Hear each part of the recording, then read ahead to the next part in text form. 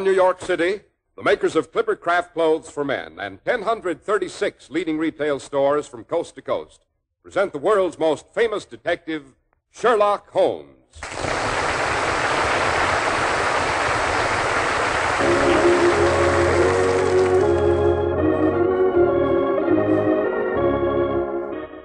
This week's adventure, A Case of Identity. Well, here we are, as usual, about to pay our weekly respects to our favorite raconteur, the good Dr. Watson.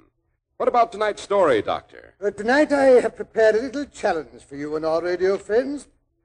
Yes, the story I'm going to tell is one of Holmes' more mental adventures. It has its bizarre moments, of course, but still, all in all, its solution is fairly obvious. As you know, Holmes was the world's greatest master of the science of deduction. As a matter of fact, he unraveled this particular problem without moving from his armchair. I wonder how many of our listeners have learned enough of Holmes' methods to do the same. Well, I think I can make a fair stab at it, Doctor, if the clues aren't too involved, that is. Oh, no. All the clues are right out in plain sight, Mr. Harris. All you have to do is listen for them and make your own deductions. Oh, but before we become too involved with hidden clues, hadn't we better discuss a few clues to the secret of good grooming without straining the pocketbook? Good idea, Doctor. If you need a fine new suit for business or a good-looking sport jacket for weekend wear and really want your dollars to do double duty, here's how. Insist on Clipper Craft Clothes. Famous for stretching your dollars, for giving you positively amazing value, is the fine local independent store in your community that sells Clipper Craft. Despite rising costs of materials and manufacturing, you can still buy long-wearing, beautifully tailored Clipper Craft suits for only $40 to $47.50, luxurious tropical worsteds for only $33.75 to $40, and smart sport jackets for only $26.50. It's the Clipper Craft plan and the Clipper Craft plan alone that makes Clipper Craft clothes possible at these low prices, concentrating the buying power of 1,036 of the nation's finest stores from coast to coast, providing steady year-round operation, reducing manufacturing and distribution costs. And the savings go to you. Simply compare Clipper Craft with clothes selling for many dollars more.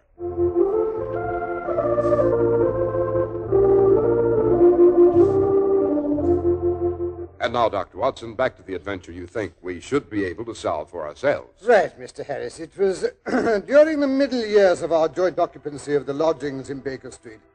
Holmes and I sat relaxed in two easy chairs on either side of the living room fire. Holmes' long legs stretched out in front of him, his head wreathed in the smoke from his favorite pipe, a horrible black, greasy old clay affair that he coddled as if it were a child. Well, we had just finished an excellent breakfast, and Holmes was in the philosophic mood that so often accompanies the process of digestion. Strange thing, life, eh, Watson? Infinitely stranger than anything the mind of man could invent. Yes, I know that's one of your pet theories, and I dare you to put it to the test. Now, take today's paper. If you can find anything bizarre in that, I'll buy you a new smoking jacket. I don't want a new smoking jacket, Watson, but I'll take up your challenge. Choose any article, any paragraph at all on this page, and I'll guarantee to find something outlandish. Very well. Here, take the very first heading. Husband's cruelty to his wife. Now, there's a half column of print about that, but I know what it's about almost without reading it. There's the other woman, the drink, the push, the blow. No writer could invent anything more crude or commonplace. Your example, Watson, happens to be rather unfortunate. The husband was a teetotaler. There was no other woman, and the cruelty complained of was that he had the habit of winding up every meal by taking out his false teeth and hurling them at his wife, which you'll allow is an action any literary man would hardly be able to make believable. Well, maybe so, but that's just an exception. Life is made up of exceptions, Watson. There's one now, standing on the pavement on the opposite side of the street. You mean that large, Hebe-like young woman with the enormous boa around her neck and the curling red feather in her hat? Yes. Well, look how she oscillates backward and forward, and the way she fidgets with her glove buttons. Oscillation on the pavement always means an affaire de coeur. She would like advice, but it's not sure that the matter may not be too delicate for communication. She's decided to take the plunge. Here she comes across the road like a swimmer leaving the bank. I say perhaps she's been seriously wronged. No, Watson. In that case, the woman no longer oscillates. She pulls out the bell wire to the front door. You hear that, Watson? Decidedly fluttery. The maiden is not so much angry as perplexed and possibly grieved. Oh, but here she comes. Come in, come in. I hope I'm not intruding. This is Mr. Sherlock Holmes, the detective. Yes? Won't you sit down? This is my friend and colleague, Dr. Watson. Pleased to meet you. Delighted.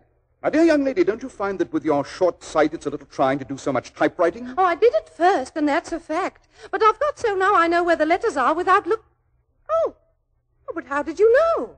Someone's told you about me. Oh, don't look so alarmed, my dear. That's just a bit of detection. Mr. Holmes can tell things like that by looking at you. It's his way of showing off. Oh, I see, but it did take me aback, your knowing things like that. It's my business to know things. I knew you used the typewriter from the appearance of your fingertips and the double line pressed into the plush above your wrists. It was equally obvious that you're nearsighted from the marks left on either side of the nose by your pince-nez.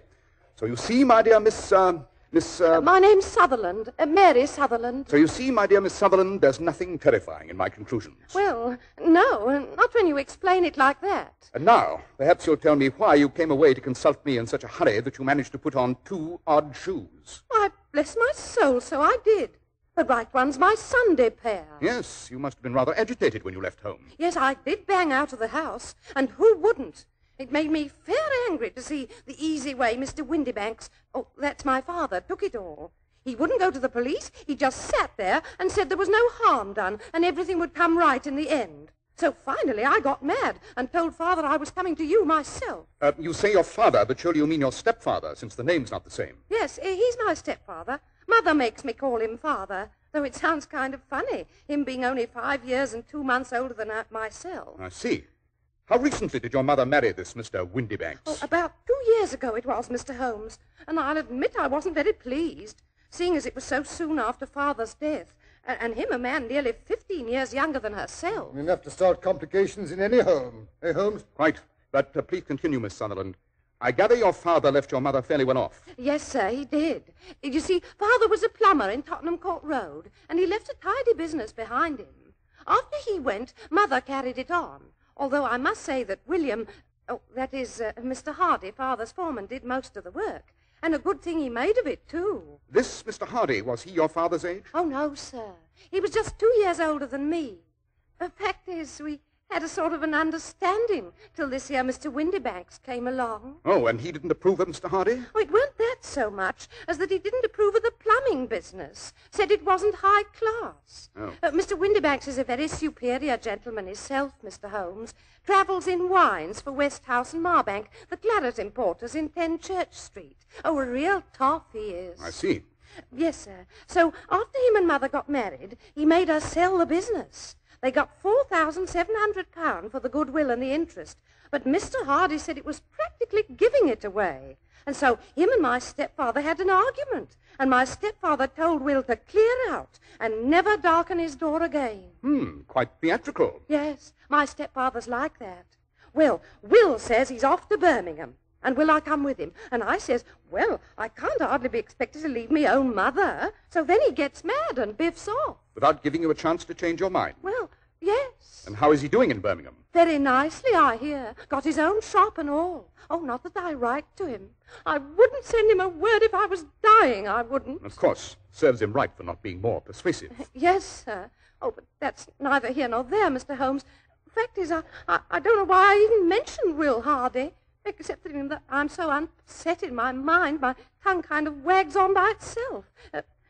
Let's see, where was I? Your mother had just sold the plumbing business for something over 4,000. You inherited part of that, I presume? Oh, no, Mr. Holmes. I've got my own money, outside of the plumbing business, that is. Oh? It was left to me by my Uncle Ned in Auckland. It's in New Zealand stock, paying me 4%. Gives me £100 a year, it does. Then the capital amounts to around £2,500. Yes, sir, but I can't touch that. Just the income. Quite a tidy little amount. I believe a single lady can do very nicely on £60 a year. Oh, I could do on even less than that, Mr. Holmes. I'm a good one at managing things.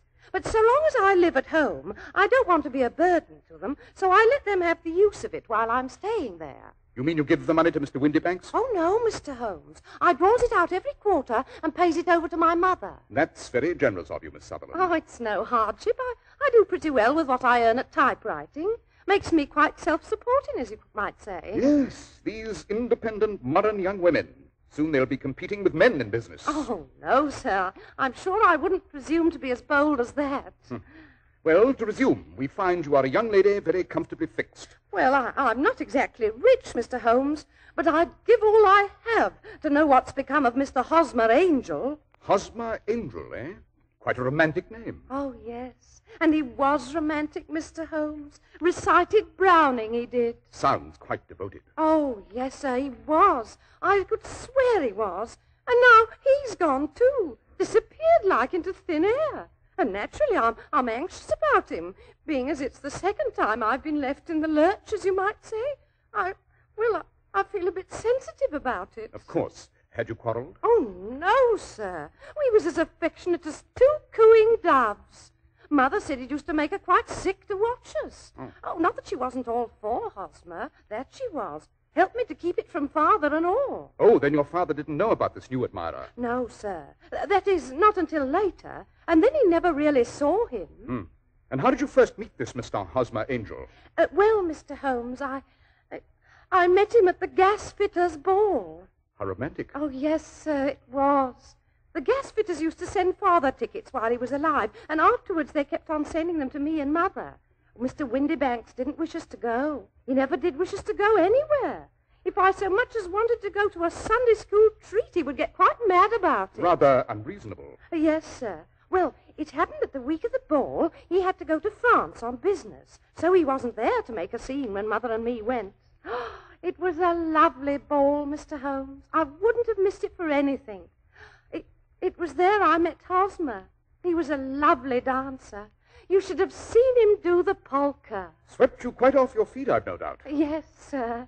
Well, he called next day to see if Mother and I had got home safe the night before. And after that, I went out once or twice for walks with him, and things was going along as smooth as you could wish. And then Father came home, and Hosmer couldn't come to the house any more. No? No, sir. Father didn't like me to have young men come to the house. Said it didn't look well for a young girl to have followers. Rather a tyrant, eh? Oh, yes, sir. But pretty soon he had to go off to France again for a couple of weeks, so I started walking out with Hosmer again. And this Hosmer made no attempts to see you in the meantime? No, sir. I wanted to, but Mother said she didn't think it was safe. Oh, he wrote to me every day, Hosmer did. Oh, here, I brought the letters. I thought they might give you a clue. Quite right. We'll look them over later. Am I to take it that you and Mr. Angel had an understanding? Yes, sir. We were engaged after the first walk we took together. The first worker, eh, Holmes? Watson, don't interrupt. What was Mr. Angel's business, Miss Sutherland? He was a cashier in an office in Leadenhall Street. What office? Oh, that's the worst of it, Mr. Holmes. I don't know. Where did he live, then? Oh, he slept on the premises. And you don't know his address? No, sir, except that it was Leadenhall Street. Where did you address your letters? Leadenhall Street Post Office, to be left till called for. He said if they was to come to the office, he'd be ragged by the other clerks. I offered to typewrite them like he did his, but he wouldn't have that. Said that when I wrote them myself, it seemed like there was something of me in them. That'll show you how fond he was of me, Mr. Holmes. He was always thinking of little things like that. Yes, quite suggestive. Can you remember any other little things about Mr. Hosmer Angel? Any little peculiarities? He was a very shy man, Mr. Holmes. He'd rather walk with me in the evening than in the daylight, because he said he liked to hold my hand, but he didn't want to be conspicuous. Very considerate and gentlemanly. Oh, yes, sir, he was a thorough gentleman, with the silkiest brown beard. Even his voice was soft-like. He told me he'd had quinsy and swollen glands when he was young, and it left him with a weak throat. How unfortunate. Yes, sir. His eyes were kind of weak, too, like mine, and he wore tinted glasses against the glare. I'd say he was about 5'5" and had small hands and feet. I see. And what happened when Mr. Windybanks, your stepfather, returned to France? Well, I wrote Hosmer, and he came round to the house, and he said I'd have to marry him before Father came back, as he couldn't stand the separation any longer. So I asked Mother, and she said, why not? Every girl was entitled to her own husband. Oh, Mother was all for Hosmer from the beginning, almost more than I was myself. So you got married? Well, no. Well, that is... not quite. Oh, what happened? Well, the wedding was set for yesterday morning. We thought it best to make it a quiet ceremony. It was to be at St. Saviour's Church, with a wedding breakfast afterwards at the St. Pancras Hotel. Well, about 9 o'clock, Mother and me was all dressed and waiting for Hosmer. I was a bit upset, I guess. You know how a bride feels, Mr. Holmes. Oh, dear, I'm that nervous, I don't know whether I ought to get married or not. Don't you fret, Mary. All brides is like that. Why, when I was married to your father, I was so jumpy I split both me gloves. Oh, I know, but I haven't known Hosmer very long, Mother. Maybe I oughtn't to jump off the deep end like this. What's the good of waiting, Mary? Better get married now before your father gets back. Yes, I suppose so. Oh, dear me, I wish my shoes wasn't so tight. Shh, here comes Hosmer now. Don't he look handsome with that flower in his buttonhole and all? No, you stay here, Mary. I'll answer it. A bride should act shy-like on her wedding day. Good morning, Hosmer. How's the groom? Good morning, Mother. Oh, I'm fine. Hello, Mary. Hello, Hosmer. What's the matter? You look kind of white. Oh, I'm all right. How are you? Oh, I'm all right too, Hosmer. Well, we'd better be shoving off.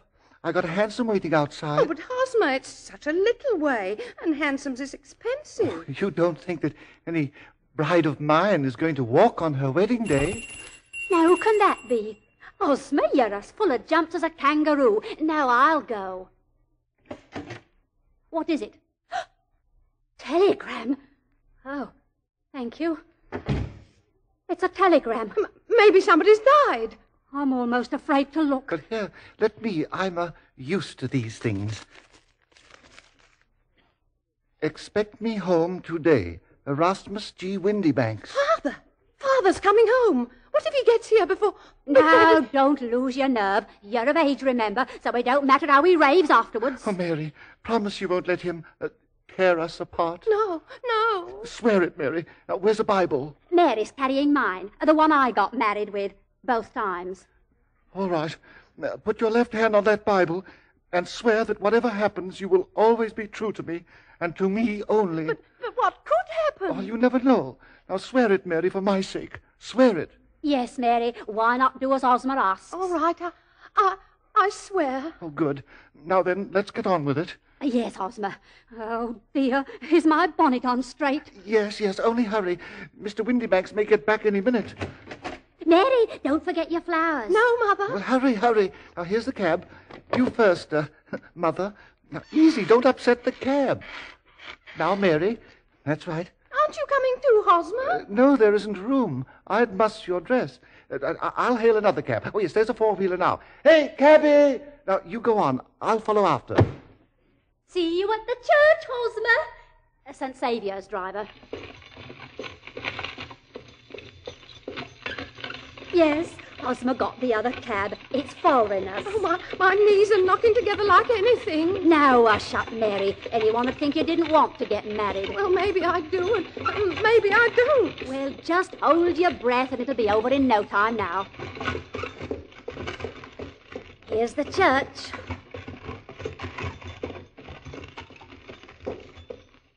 You get out first and mind your dress. That's it. Now help me. Here, not so fast. I'm no blinking acrobat. That's it. Here, cabby. Oh, here comes Hosmer's four-wheeler now.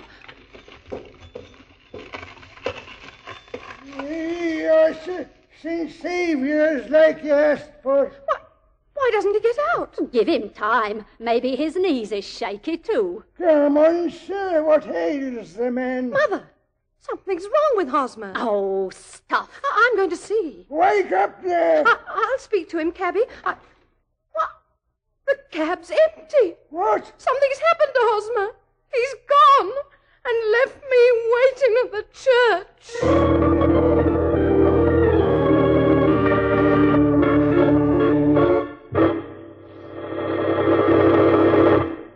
Every day is value day when you insist on clothes by Clippercraft. Yes, we have to know our values are really great when we suggest you compare Clippercraft with clothes selling for very much more, which is exactly what we do suggest.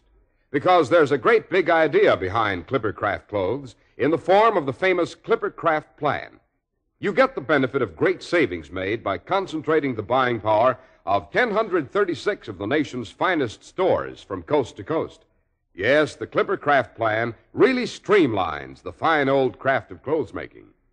When you can get such remarkably fine quality in suits for only $40 to $47.50, in tropical worsteds for only $33.75 to $40, and in sport jackets for only $26.50, why pay more? For selling expensive clothes at inexpensive low prices at the nation's finest stores is the great big idea behind the Clippercraft plan. That's why men who know insist on Clippercraft clothes. So be sure to visit the Clippercraft store in your city. These leading stores in the metropolitan area are proud to add their names to Clippercraft in your suits, top coats, sport jackets, and tropicals.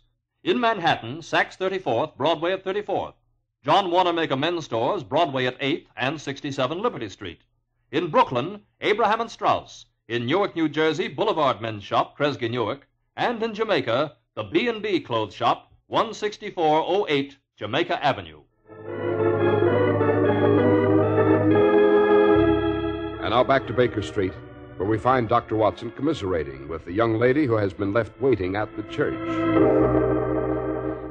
A shameful way for any gentleman to act, deserting his bride at the altar. Oh, no, Dr. Watson, I'm sure he didn't do that. Not on purpose, that is. He was too kind for that. And then there's that pledge I gave him. Oh, you think he foresaw some unforeseen danger, and that's why he made you take the oath? Yes, sir. Have you any notion what it could have been? No, sir. How did your father take it? I presume he found out. Oh, yes, sir. He was quite consoling, really. Remarkable. Oh, it drives me half mad to think of it, Mr. Holmes. It's not as if it was the first time I'd been disappointed. I understand.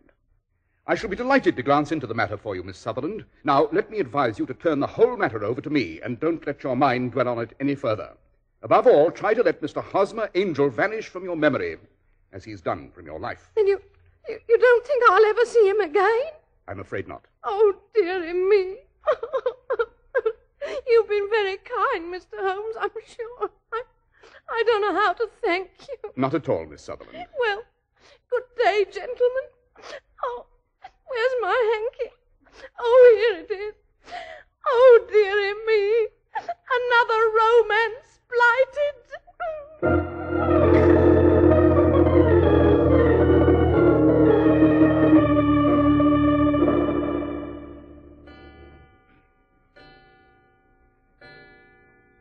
Holmes, what a horrid mess of bottles and test tubes.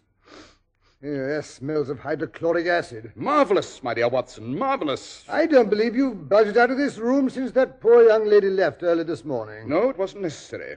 Then you've solved it? Certainly. It was bisulfate of baryton. No, I mean the mystery of the disappearing bridegroom. Oh, that.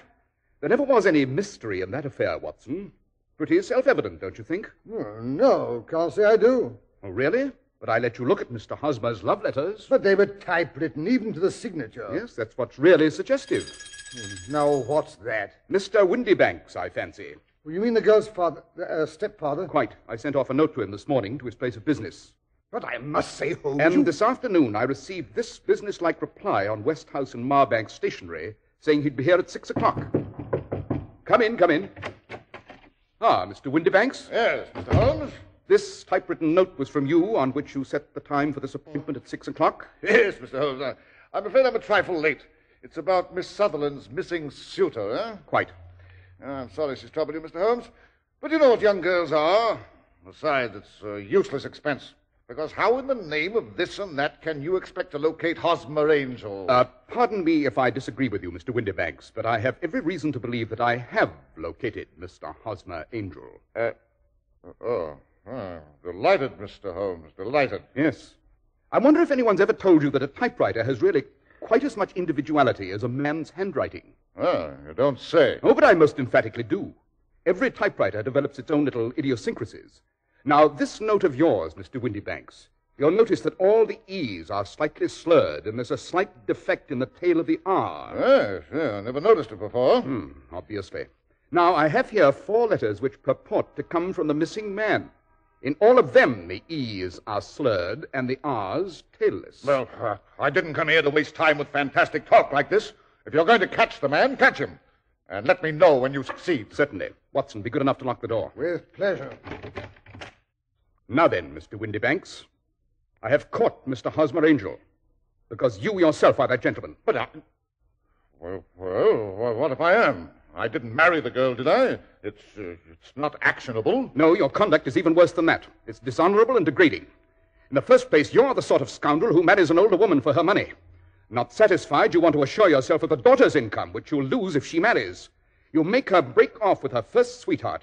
And when you see it's going to be impossible to keep others from falling in love with her, you arrange to do so yourself. Well, it was only a joke at first. I failed to see any humor in it. Well, I didn't know she'd fall for me like that, did I? You made the girl swear she'd be true and wait for you.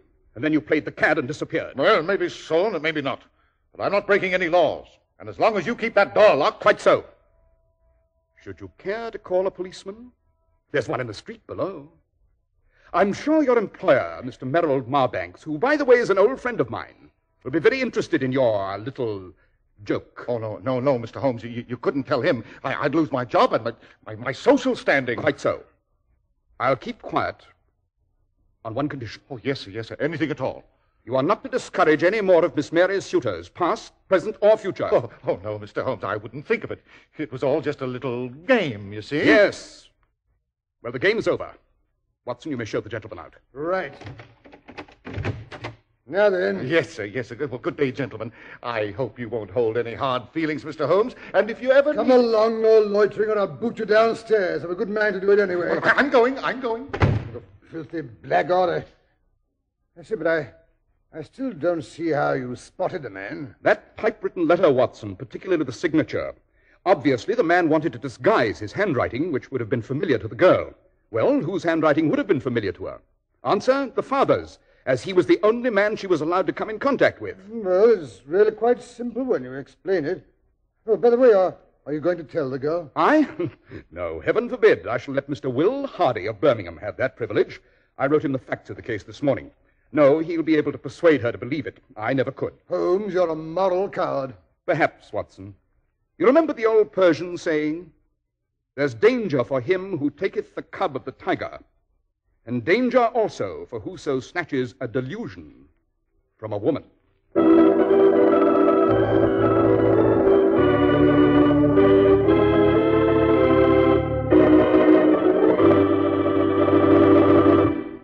Now then, Mr. Harris, did you guess the solution? Well, when Holmes began to talk about typewriters, I started to have an inkling, Doctor, but before that, I'll admit I was pretty much at sea. Why, Mr. Harris, I'm surprised, and after all my teaching. Well, how about giving us a hint about next week's story, Dr. Watson? Yes, Mr. Harris. Next week, I think I'll tell you about a particularly complicated case of violent and untimely death that Holmes and I ran across on what started out to be an uneventful excursion up the Thames.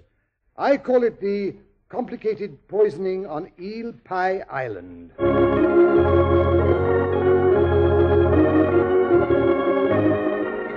The makers of Clipper Craft Clothes and 1,036 leading stores from coast to coast have brought you another in the new series of broadcasts featuring the world's most famous detective, Sherlock Holmes.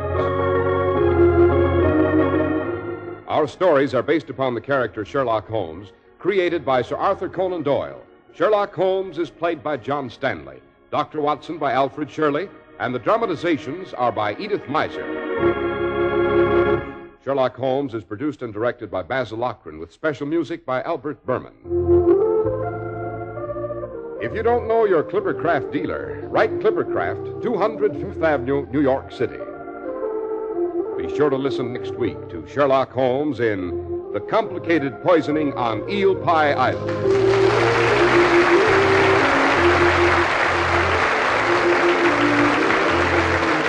Roy Harris speaking for Clippercraft Clothes. This is the network for the Indianapolis Speedway races on Monday, the Mutual Broadcasting System.